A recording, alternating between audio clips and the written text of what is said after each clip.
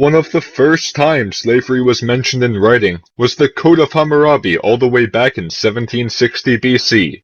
Out of the 282 laws listed, at least 30 of them had to do with slavery. Since the Code of Hammurabi, slavery made its way out into the ancient world. Under Roman rule, a slave wasn't considered to be a person. They were considered as objects and property of their owners.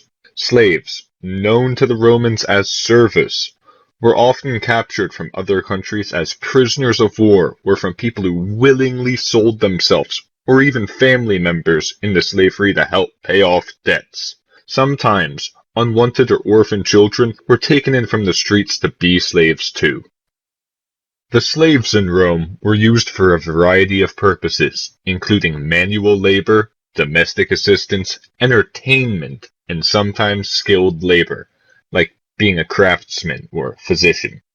Slaves who had pleased their masters could potentially become something called libertus, where they were somewhere between slave and citizen, and their children would be citizens. Oddly enough, it was technically possible for Roman slaves to earn currency and they could potentially buy their own freedom. While treatment of slaves generally was more humane as time continued, slavery was legal throughout the duration of the Roman Empire. Slavery was a noteworthy subject in ancient China as well. While there were still slaves obtained through war or imported from other countries, there were other ways people could become slaves. For certain crimes, a punishment known as gong was used in which a man is castrated and forced into labor by the government. In ancient China, privately owned slaves were often forced to help farm and harvest or work in industries like silk production. Government-owned slaves, including the castrated criminals, were often sent to the imperial palace to work as housekeepers or on various construction projects like the Terracotta Army. Throughout ancient Africa, slaves were embedded within the structure of everyday life. While some were treated like property, others were treated more like indentured servants. The way they were treated varied from region to region. There were many types of slaves in Africa. Chattel slaves, which were your standard, treated like property kind of slaves. Domestic service slaves, who were able to maintain some freedoms, such as earned profits from labor, whether it be land or product, and were allowed to marry and pass down the earned land to children. Pawnship slaves, also known as debt bondage slaves, were used as collateral to secure the repayment of debt. Also there were the military slaves, who were used as soldiers to gain money and political power for their patron, also known as a government official or an independent warlord. Lastly, there were the sacrifice slaves, who were sacrificed in various different rituals. Slavery was not uncommon in the ancient world. In fact, it was fairly common. But this is just the beginning. Slavery continues in the Middle Ages.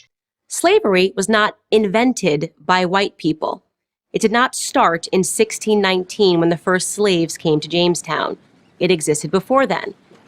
It did not start in 1492 when Columbus discovered the New World. In fact, when the intrepid explorer landed in the Bahamas, the native Taino tribe hoped that he would help them defeat their aggressive neighbors, the Caribs. The Caribs enslaved the Taino and, on occasion, served them for dinner. Slavery existed in Africa, Asia, and the Middle East. The word slave actually comes from the Slavs of Eastern Europe. Millions of them, all white by the way, were captured and enslaved by Muslims in the 9th century and later by the Ottoman Turks. Slavery existed when the Roman Empire controlled the Mediterranean and most of Europe from the 1st through the 5th centuries. Slavery existed when Alexander the Great conquered Persia in the 4th century BC. It was so common that Aristotle simply considered it natural. The slave-master model was just how the world operated in the great philosopher's day. Slavery existed during the time of the ancient Egyptians 5,000 years ago. As far back as we can go in human history, we find slavery. As renowned historian John Steele Gordon notes from time immemorial, slaves were a major item of commerce. As much as a third of the population of the ancient world was enslaved. Here's the second thing you need to know. White people were the first to formally put an end to slavery. In 1833, Britain was the first country in the history of the world to pass a Slavery Abolition Act. They were quickly followed by France, who in 1848 abolished slavery in her many colonies. Then, of course, came the 13th Amendment in the United States Constitution. After centuries of human slavery, white men led the world in putting an end to the abhorrent practice. That includes the 300,000 Union soldiers, overwhelmingly white, who died during the Civil War. Now, am I saying that this makes white people better than anyone else? Of course not. My purpose here is to simply tell the truth, and the truth is that human history is complicated. No one, regardless of skin color, stands guiltless.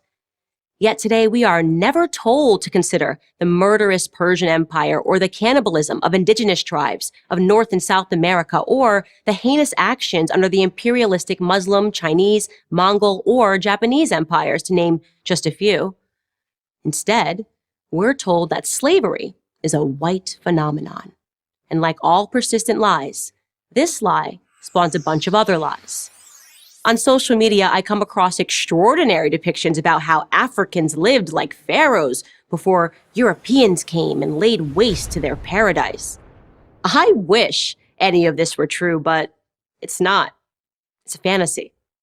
The truth is that Africans were sold into slavery by other Black Africans, and in many cases, sold for items as trivial as gin and mirrors. Whites didn't go into the interior and round up the natives. They waited on the coast for their Black partners to bring them Black bodies. The stark reality is that our lives had very little value to our ancestors. Here's the third thing you need to know. If you think slavery is a relic of the past, you're wrong. There are some 700,000 slaves in Africa today, right now. That's the lowest estimate that I could find. Other sources say there are many more. For context, that's almost twice as many slaves as were ever brought to the United States. Child soldiers, human trafficking, forced labor, these are the conditions that currently exist within the same sub-Saharan region where the transatlantic slave trade originated. African bodies are being sold today like they were sold then, and no, they are not being purchased by any country of white men. In fact, slavery, by any traditional definition, is exclusively practiced today within non-white countries. But we hear almost nothing about that. Just like we hear nothing about how slavery was universal until good people in Europe and America ended it 2 centuries ago. Why? Because our so-called leaders, Black and white, wouldn't profit from it. Black victimhood is nothing if not profitable. It elects politicians and funds racial grievance groups. And if Black Americans began to view themselves as partners in the American dream, if we embraced the patriotic spirit that holds all men are created equal, the patriotic spirit that is our real heritage, then the race hustlers would soon be out of business. And who wants that?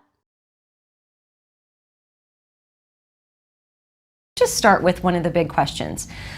In my work with progressive Christianity, I hear this a lot, where people say, you know, I can't believe the Bible is inspired by God because it condones slavery. So, Dr. Felder, does the Bible condone slavery? How do you go about answering and thinking about that question?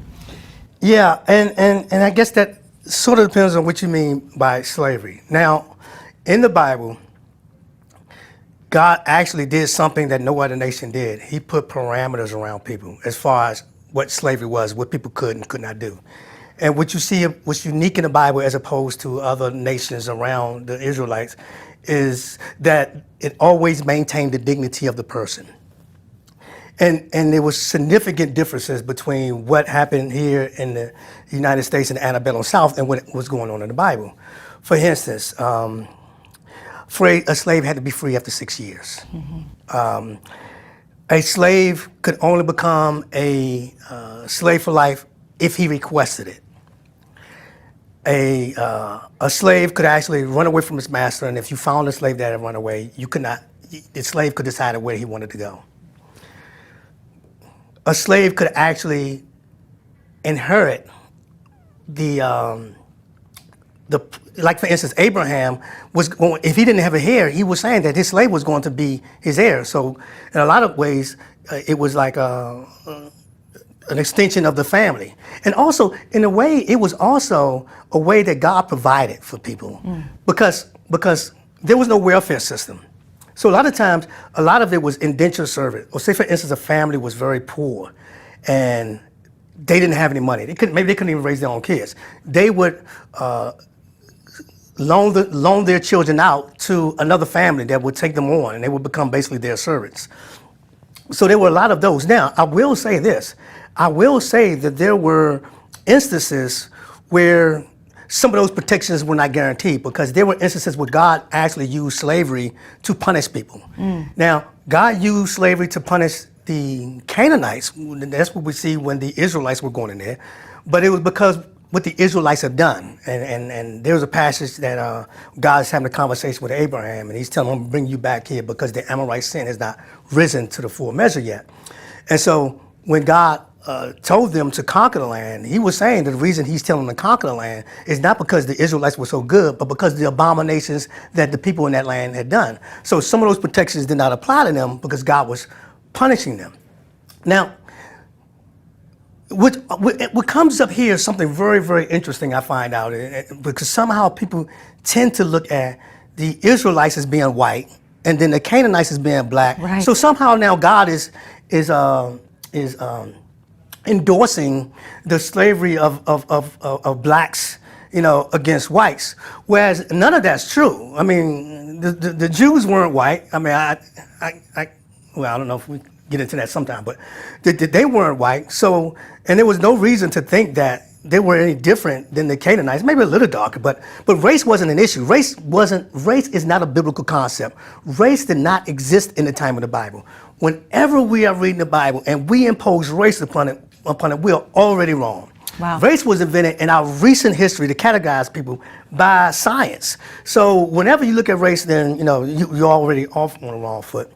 So, and people use that to justify slavery in America when we're talking about these rules that's applied to very specific people at a very specific point in time, and trying to use those to justify slavery is really crazy. But let me say this about slavery. Slavery has existed in every nation. It has always existed.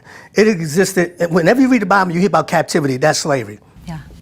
We had, Europeans were enslaving Europeans, hundreds of years before the first black came to America. I mean, the word slave comes from the word Slav, and this was when the Muslims enslaved the Slavs during the 900 ADs. So Europeans enslaved Europeans, Asians enslaved Asians. You had, even in more modern history, Africans enslaved Africans. A lot of people, I have this thing where I grew up and I saw the movie Roots. And watching the movie Roots, and the thing that really upset me about that movie is when the beginning, where you had the white people going in and they captured Kunta Kinte. And then brought him back to America. But the problem with that is that just was a lie. That didn't happen. Alex Haley actually plagiarized that book from a white guy who wrote some fiction, and he was sued and was successfully sued. And he'll admit, I was just trying to create a myth for us to live by. But what actually happened is you had Africans enslaving other Africans, and the whites went over there, and the whites would buy slaves from the Africans. And the Africans kept more slaves for themselves than they ever sent to America, and there were more slaves going to the Middle East, to the Muslims, than they were going to America as well. There is a tendency to look at slavery as something of the past, but it is estimated that there are today over 27 million people in the world who are subject to slavery, forced labor, sex trade, inheritable property, etc. As those who have been redeemed from the slavery of sin, followers of Jesus Christ should be the foremost champions of ending human slavery in the world today. The question arises, though, why does the Bible not speak out strongly against slavery? Why does the Bible, in fact, seem to support the practice of human slavery? The Bible does not specifically condemn the practice of slavery. It gives instructions on how slaves should be treated, but does not outlaw slavery altogether. Many see this as the Bible condoning all forms of slavery. What many fail to understand is that slavery in biblical times was very different from the slavery that was practiced in the past few centuries in many parts of the world. The slavery in the Bible was not based exclusively on race. People were not enslaved because of their nationality or the color of their skin. In Bible times, slavery was based more on economics. It was a matter of social status. People sold themselves as slaves when they could not pay their debts or provide for their families. In New Testament times, sometimes doctors, lawyers, and even politicians were slaves of someone else. Some people actually chose to be slaves so as to have all their needs provided for by their masters. The slavery of the past few centuries was often based exclusively on skin color. In the United States, many black people were considered slaves because of their nationality. Many slave owners truly believed black people to be inferior human beings. The Bible condemns race-based slavery in that it teaches that all men are created by God and made in His image. In addition, both the Old Testament and New Testaments condemn the practice of man-stealing, which is what happened in Africa in the 16th to 19th centuries. Africans were rounded up by slave hunters who sold them to slave traders, who brought them to the New World to work on plantations and farms. This practice is abhorrent to God. In fact, the penalty for such a crime in the Mosaic Law was death. Anyone who kidnaps another and either sells him or still has him when he is caught must be put to death. Exodus chapter 21, verse 16. Similarly, in the New Testament, slave traders are listed among those who are ungodly and sinful and are in the same category as those who kill their fathers or mothers, murderers, adulterers, and perverts, and liars and perjurers. 1 Timothy chapter 1, verses 8 through 10. Another crucial point is that the purpose of the Bible is to point the way to salvation, not to reform society. The Bible often approaches issues from the inside out. If a person experiences the love, mercy, and grace of God by receiving his salvation, God will reform his soul, changing the way he thinks and acts. A person who has experienced God's gift of salvation and freedom from the slavery of sin as God reforms his soul will realize that enslaving another human being is wrong. He will see with Paul that a slave can be a brother in the Lord. Philemon chapter 1, verse 16. A person who has truly experienced God's grace will in turn be gracious toward others. That will be the Bible's prescription for ending slavery.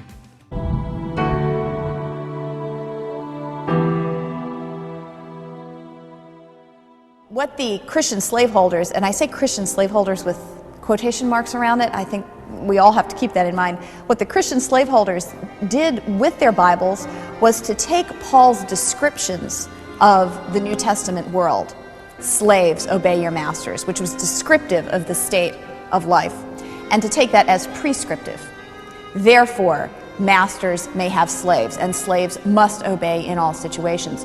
So this was a type of literal interpretation, and they could claim that they were being faithful to Scripture, that they were interpreting Scripture literally. Now, of course, to do that, they had to ignore all of the minor prophets and everything that was said in the Old Testament about social justice. And so, of course, it was a very selective literalism, which we still see in Christianity today at times. So it was a principle of interpretation which was good, but the principle was distorted in order to support slavery. And those people who are not able to see their own desire for power, their own desire for domination, take these powerful principles and twist them in order to keep that power. And this is what we see in the slaveholders. They could not recognize that their interpretation of Scripture was tied to their own wealth, their own prosperity, their own desire to maintain power. They were so blinded by it. What does the Bible have to say about slavery? Okay, well, the Bible talks about it a lot, and it doesn't condone what most people think of when they think of slavery. We are children, we're sons of our times, right? We think in terms of the context that we live. And so when the word slavery runs across my mind and your mind, what most of us think of is what was in the movie 12 Years a Slave. what was I'm a child of the 70s. So in the miniseries Roots, when Kunta Kinte was savagely taken from his own land by a bunch of kidnappers. Now, what's really interesting is the Bible does talk about that kind of slavery 2 times that I can think of very specifically. And when it does, it absolutely and outright condemns it. The problem is it talks a lot more about slavery, and people use the verses when it talks about slavery to apply to what the Bible prohibits. Let me explain. Exodus chapter 21, verse 16, it says, "He who kidnaps a man, whether he sells him or is found in his possession, shall be put to death." That's pretty clear, Rick. When you go and you take a man and you say, "I own you because I'm more powerful than you, or you're of a certain race, and I think you're less intelligent than me, and you're my now property. I'm going to put you on a slave ship, sail you across the ocean, and It's sell wicked. you." It's wicked. It's wicked, and it says, put that guy to death who does that. In the New Testament, it also talks about that. 1 Timothy chapter 1, it starts in there, and it talks about the fact that the law is good in verse 8, if one uses it lawfully. Here's the problem. People don't always use the law lawfully. It says in 2 Peter 3:16 that when Paul speaks about some things, it's hard to understand them, which the untaught and unstable distort to their own destruction. That's certainly true with slavery. In the movie, 12 Years a Slave, there is a slave owner there who is lined his slaves up and is addressing them, and he is ripping out of context a parable that Jesus told, talking about how men are accountable to God, that our lives and our work and the way we live will one day be held into account. And he is taking it and he's making it into what the institution of American slavery, which was always an offense to God. He says in 12:47 of Luke, he says, "And that slave who knew his master's will and did not get ready or act in accord with his master's will receive many lashes." And he was doing that to justify his behavior, what he was about to do. It's crazy. Okay, 1 Timothy 1:8, the law is good if one uses it lawfully. But the Bible was not written for lawful men. Okay, the Bible was written for unlawful men. That's why it's here, is to tell us, hey guys, when you live apart from me, first of all, you're going to be judged by me, and secondly, you're going to be abusive to each other. And I don't want you to be abusive of each other. So go back to 1 Timothy chapter 1 again, where it's talking in there about the fact that the law is not made for the righteous, the scripture says, but it's for those who are lawless and rebellious. It goes on for the ungodly and for sinners. It says for those who are unholy and profane, for those who kill their fathers and mothers, for murderers. And then it goes and lists all kinds of things, including, it says, kidnappers. Okay? So kidnappers and liars. He said those people need to know what they're doing is an offense to God. American slavery, what William Wilberforce in England sought the abolition of, what most of us think about when we think of slavery, the Bible does talk about that kind of slavery. It says it's an offense to God. People who do that are unholy and profane. And I want to pause, because what you just said is a slave owner is akin to a kidnapper. It's what he is. That's exactly right. That kind of slave owner. Now, here's the deal. Most of the time the Bible talks about slavery, it's not talking about what you and I think of when we think of slavery. Okay? Exodus 21, prior to verse 16, is talking about slavery that is more a result also of sin being in the world, but because sin's in the world, there's poverty, there's people who are sloths, there are people who are thieves, okay? And sometimes men can't pay back debts that they have. Sometimes I've stolen from you and don't have the means to make restitution other than working my way off it. And the Bible is addressing that kind of reality in human brokenness. I just want to just say, I'll give you another example of this, okay? Of why the Bible is used, because God doesn't condone divorce, okay? And God doesn't really even want the institution of slavery as the Bible is primarily talking about it. Not of kidnappers, but just this idea that there's separation between men, and there is wealthy and impoverished people, that sometimes wealthy people will abuse those people indebted to them. The Bible doesn't want that. So watch this. Matthew 19. People come to Jesus and say, hey, can a man divorce his wife? He says, hey, man and female were created in the beginning by God. And a man should leave his mother and father and shall cleave to his wife, and the two shall become one flesh. That's Genesis 1 and 2. He just stops and says, no, they're supposed to become one flesh. And they go, well, then why does the law of God address divorce? Why did Moses permit divorce? Jesus' answer, because of your hardness of heart. I've had to address things that are not as I want them. Okay? And so I'm going to put some provision in place so you won't be abusive. Specifically, so in a patriarchal society, you won't be abusive to women, and that you're basically legalized wife swapping, all right? Which even today in Islam, believe it or not, there is provision to get a temporary divorce, to go and have sexual relations with another woman, and then to remarry. Can you believe that? Okay, and so that was happening within Mosaic times, and Moses said, no, if a man gives a woman a writ of divorce, he's got to send her away. So Bible's not divorcing that, it's not endorsing that behavior, it's addressing the reality of the hardness of human heart. When it talks about slavery, it's never talking about kidnapping, kunta kinte. It's never talking about white man's superiority oppressing Africans. That is an offense to God always.